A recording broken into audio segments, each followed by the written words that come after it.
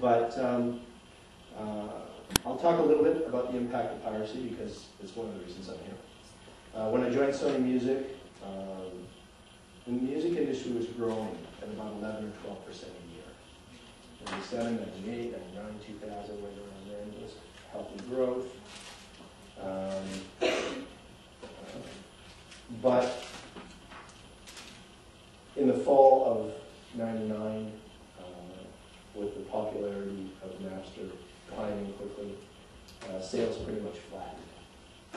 And they have been falling ever since. Based on the number of units shipped for CDs, for example, from the peak in 2000, the current music industry has lost over 35% of its unit sales. So a third of the revenue. And I have to say, much of the money that is used to reinvest in finding and developing new artists has been lost.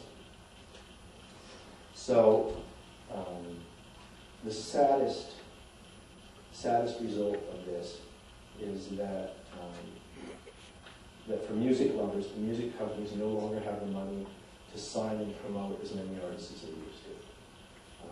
Rosters of new and in many cases established artists are being cut. And clearly the labels don't have the money to gamble on interesting but sort of financially risky artists. So music fans get the lowest common denominator.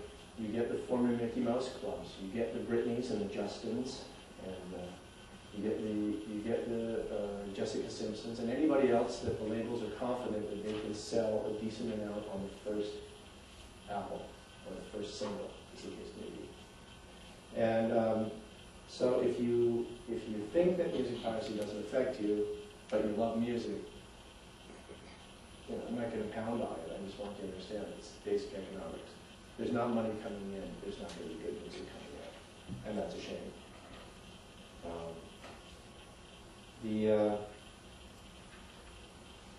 The companies used to invest, as I said, multiple albums to get an artist up and going, and we just simply don't see that anymore. The industry as a whole has shrunken. Music retailers, Tower Records is declared bankruptcy, as you probably know. And although the CD shops on and near university campuses, I gather, in my experience over the past few years, trying to find a CD shop on or near campus. Is there one within walking distance of this college? There's one on campus. Is there anywhere else? There are 4 within walking distance. Okay. Do you remember, anybody been here for a long time, graduate student or staff, how many there used to be? 6 or 7. Okay. Tower closed. Tower closing actually helps the smaller ones probably. Ironically, stay in business. But yeah, we generally see that even amongst the chains, the locations that were closest to university campuses were the first to close. And I mean, it doesn't take a genius to figure out why. You get access to broadband technology, you've got more time and money as a general rule with your student, and you can figure out how to get it for free. But just because you can doesn't mean you should. Thou shalt not steal. Somebody important said that. Anyway, I was really saddened by the close of Tower Records. This is, for me, I was a guy who chose where to live by its proximity to the largest Tower Records in Manhattan. And I live 2 blocks from what was the biggest Tower Records in New York. And it's sobering to think that the largest distributor of music for the labels now is Walmart. So if you're interested in anything other than the lowest common denominator of music, it's becoming harder and harder for anybody to put that out. It's also sad to see that about half of my friends who once worked in the music industry no longer do. But I'm not here exactly to whine, although let me whine a little bit.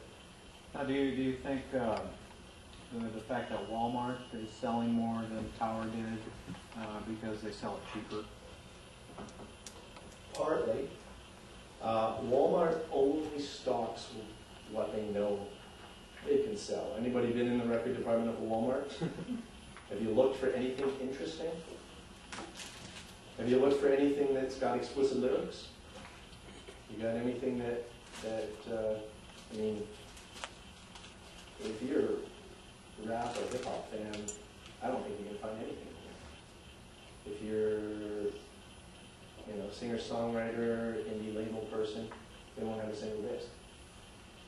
They have become the biggest retailer just by the nature of having so many retail locations and only pushing the big ones. I have a quick question on piracy. You were talking about college students being a market for engaging in piracy. Yep. About what % of college students do you think are engaging in piracy? I mean, we're Oh, you're skipping ahead to the good stuff. This is just the boring part that gets me going. Anyway, I will skip ahead to that kind of thing. How about we talk about the current state of the record industry for 3 minutes, and then we'll talk about piracy and university students in particular. I hope that you've gathered by now that the current state of the music industry is not particularly rosy. And but the record companies are not giving up. Digital sales are climbing, but they're not climbing as fast as CD sales are falling. And this is the big problem with the overall revenue is. Most people, including me, believe it's a direct result of piracy and peer-to-peer theft. And historically, we always considered when I was in the label that 1/3 of our sales, college-age students accounted for 1/3 of all our music sales. Okay, and so let's take a very quick survey here. How many people have bought a physical, legitimately produced CD in the past year? Does that come from a big label? Does not have to come from a big label. Okay, now keep your hands up. In the past 6 months, 3 months, 1 month. Okay, that's not bad. 1 week. Thanks. Couldn't find it on the internet.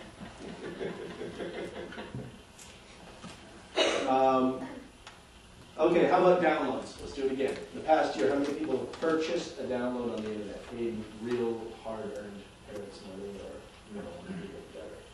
Okay, 6 months, 3 months, 1 month, last week. Okay. So actually, people care about music and records. Okay, so now I have to say how many people have acquired music illegitimately in the past year. I'm not here to search. we have lots of studies, and this is your question. I can tell you that generally when we ask students, about 2/3 of the students in anonymous surveys admit to acquiring music illegally in the past. I don't know what we asked in the past 6 months or whatever it is. We have to figure there's some small punch factor of students who are afraid, even though it's anonymous, to admit to it and so on.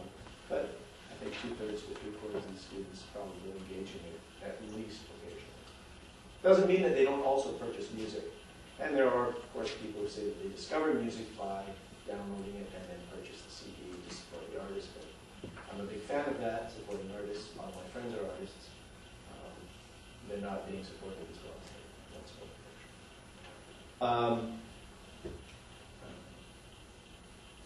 That's what your question was, basically. So do you have a rough translation into the population? Because I'm not sure what your sample size is. I mean, 2/3 sounds like a lot, but depending on the sample size, that may be an inflated number, it may be under inflation. Yeah, the problem is that in some cases these are slightly skewed because they will be,